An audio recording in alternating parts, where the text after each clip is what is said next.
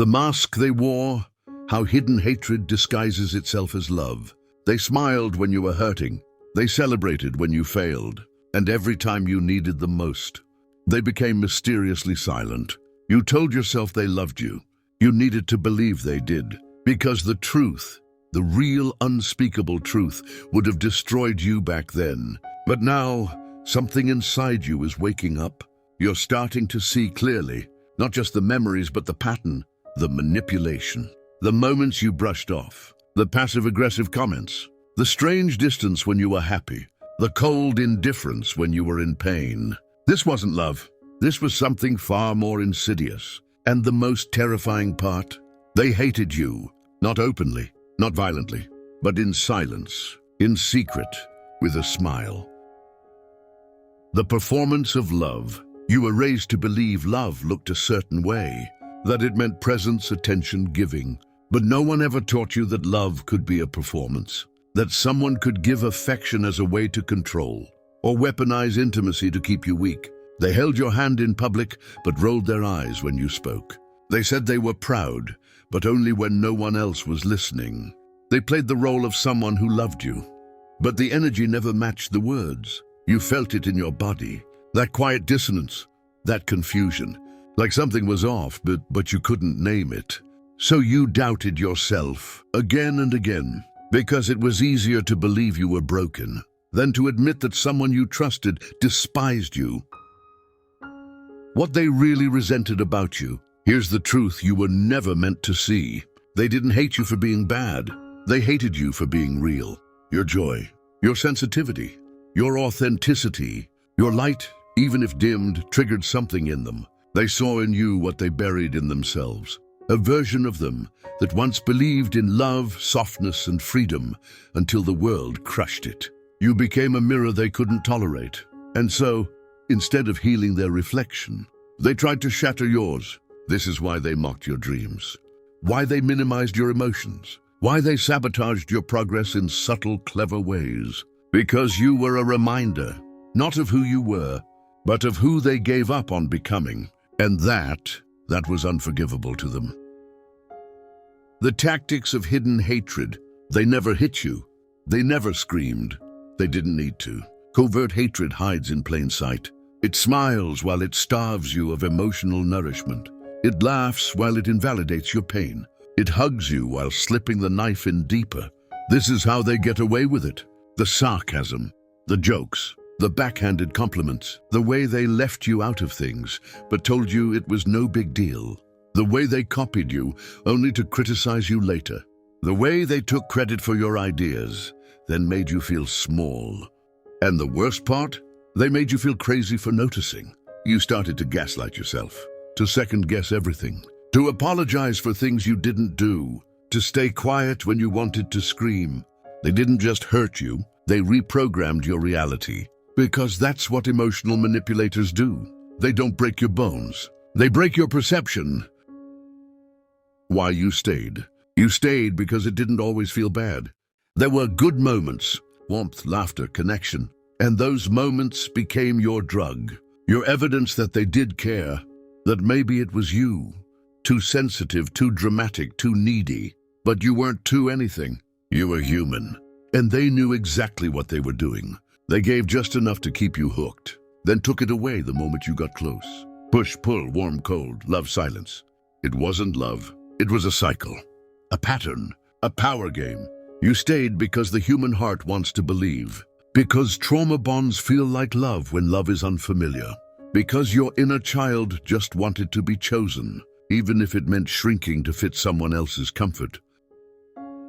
The shadow revealed. Carl Jung said, "Until you make the unconscious conscious, it will direct your life, and you will call it fate." You didn't attract their hatred, but you tolerated it because part of you had been conditioned to. Maybe you were raised by someone who loved you conditionally. Maybe your earliest blueprint of love included fear, withdrawal, punishment.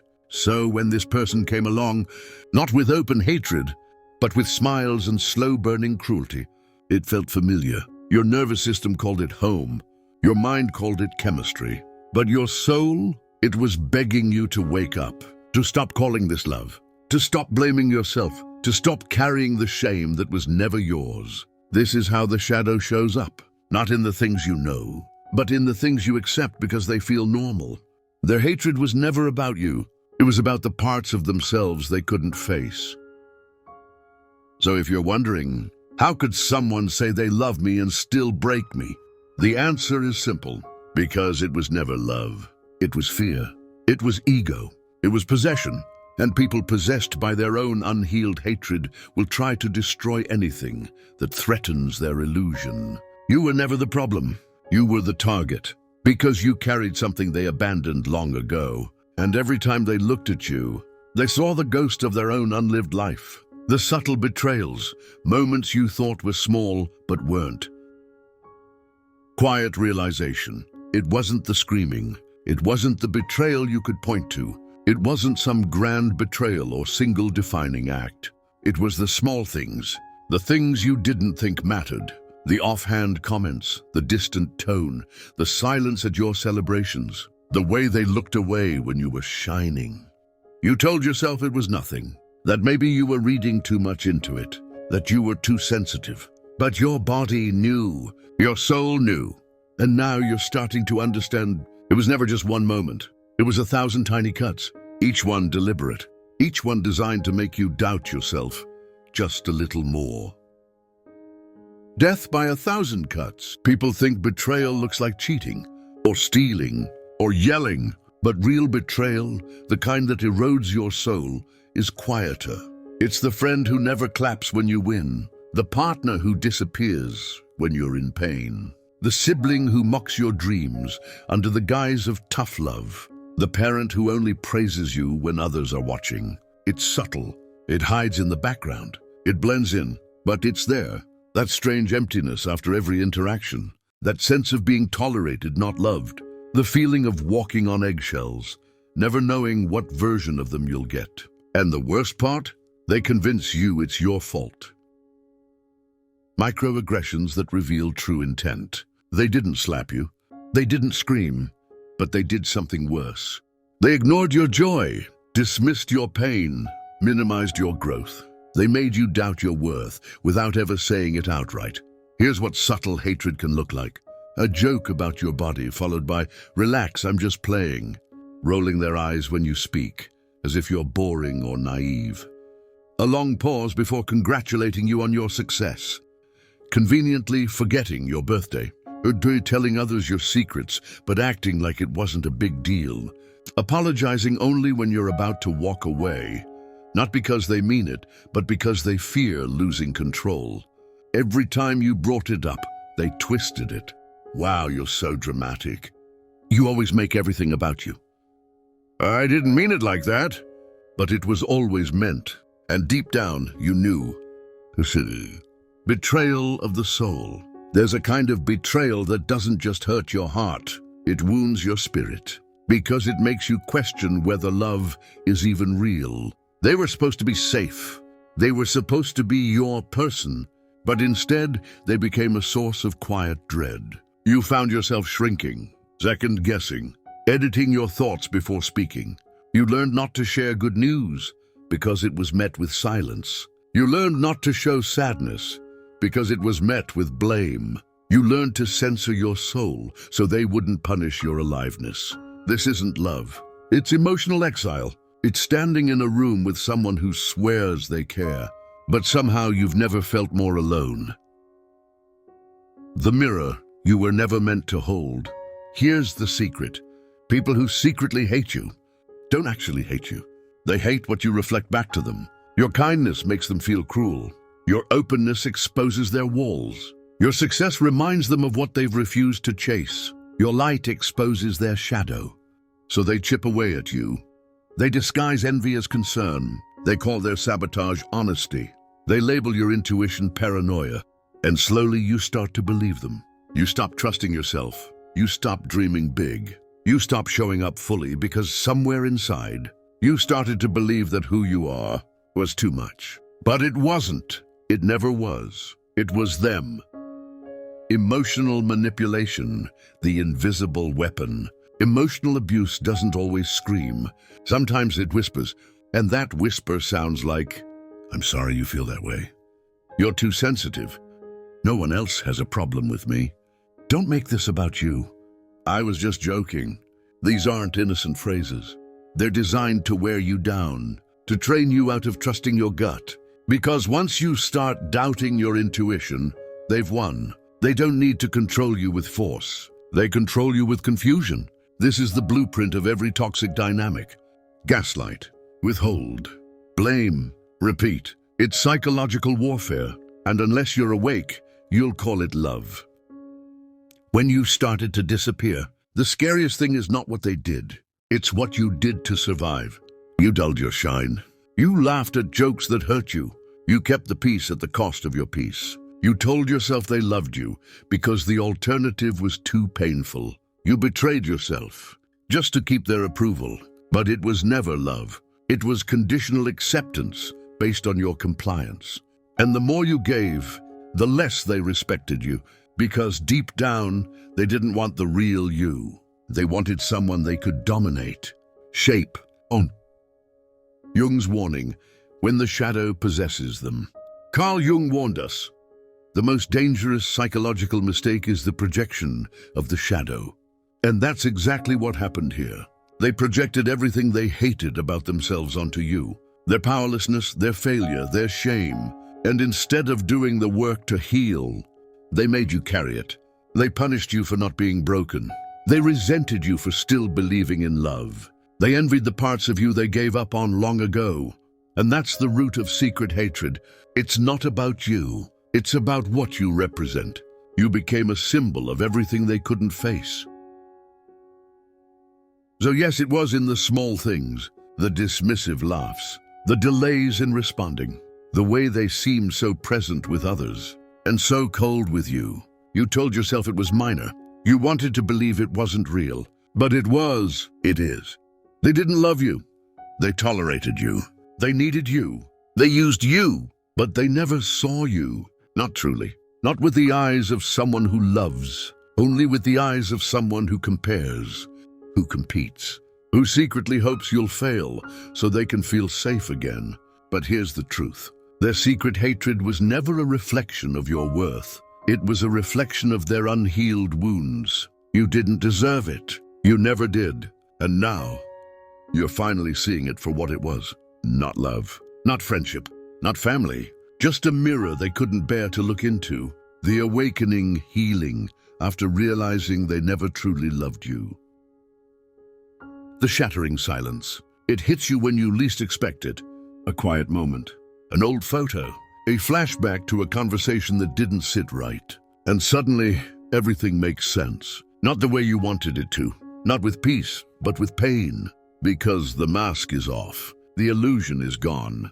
And you're staring into the eyes of someone who never loved you the way you thought they did. Someone who didn't just fail to protect your heart, but secretly enjoyed watching it break. And this realization, it breaks you, not because it's cruel, but because it's true. The grief of waking up from the lie is a kind of death, a death of your fantasy, of your trust, of the version of them you protected at all costs. You grieve not just them, but the you who believed in them, who made excuses, who held on thinking one day, maybe they'll change. But they never did, because they never loved you in the way you needed, only in the way they knew how. And for some people, love is control, silence, possession. You're not grieving love lost. You're grieving the love you gave that was never truly received. Forgiving yourself first. The healing doesn't begin with them. It begins with you, not forgiving them, not understanding them, not giving them more space in your mind, but forgiving yourself for not seeing it sooner, for staying too long, for shrinking, silencing, sacrificing your joy just to keep the connection alive. You did what you had to do to survive, to keep some sense of love in a world that felt cold. You tolerated the intolerable because your heart was loyal, even to those who didn't deserve it. So before you rage, breathe. You weren't weak. You were hopeful. You weren't blind. You were loving. And that's not something to punish. That's something to protect. Reclaiming the pieces they stole. They didn't just hurt you. They took things, your voice, your confidence, your ability to trust your gut. But here's what they couldn't destroy: your soul, your essence, your capacity to love even after being betrayed. Now you get to reclaim what was stolen. Speak even when your voice shakes. Choose peace even when chaos feels familiar. Trust your feelings, even when others try to twist them. You are not what happened to you. You are what you choose next. And that choice? That's the beginning of everything. The return to self. Carl Jung taught that healing is a return to wholeness, to face the shadow, to stop projecting, to see yourself clearly without shame. And that's what this awakening is. You're not here to stay broken. You're here to rebuild, stronger, wiser, softer, and more awake. You start to realize their inability to love wasn't your failure. Their jealousy wasn't your fault. Their coldness wasn't your imagination. Their silence was screaming with meaning. You stop trying to get closure from them, because the closure is inside you. It's in every time you say, "I don't need you to validate what I know. I don't need your apology to begin again. I choose to live free." Learning to love without fear again. This is the hardest part. Letting someone else in after betrayal. Your heart remembers what happened. It flinches at kindness. It questions love. It sees red flags in every corner. And that's okay. That's part of the process. Your heart is healing in public. It's learning to love from wholeness, not desperation. So go slow. Don't force it. Don't bypass your pain with toxic positivity. Let real love prove itself over time. Because when it's real, it won't punish your tenderness. It won't weaponize your honesty. It won't punish you for your past. It will honor the journey that brought you here. It will see you and stay. When they come back, and they will come back, not always in person, sometimes as a text, a like, a memory. Sometimes they show up when you're lonely, when you're growing, when they sense that you've started to detach, and they'll pretend like nothing ever happened, like you imagined the pain, like you were just too sensitive. But don't forget, you don't need to rage. You don't need revenge. Your healing is the boundary. Your peace is the closure. Your silence is the answer. Because someone who truly loved you would have never made you question whether they did. Stepping into the new you, you're not the same person anymore. You know the signs now, the subtle betrayals, the quiet contempt, the smiles that don't reach the eyes. You don't just crave love. You crave safety, clarity, truth. You've traded fantasy for self-respect. You've traded potential for pattern recognition. Now your life is led by your intuition, not your wounds. This is the gift of awakening. It's not just about letting go of them. It's about meeting yourself for the first time. So if you're still carrying the question, did they ever love me? Maybe not. Not the real you. Not the full you. Not the version of you that refused to dim just to make them feel comfortable.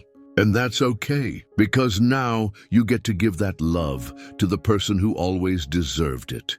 You. The you who stayed kind, who stayed soft, who stayed open, even when the world tried to shut you down. This isn't just survival, it's rebirth. And the ones who secretly hated you, they'll never understand the strength it took to still choose love. After everything they did to make you afraid of it.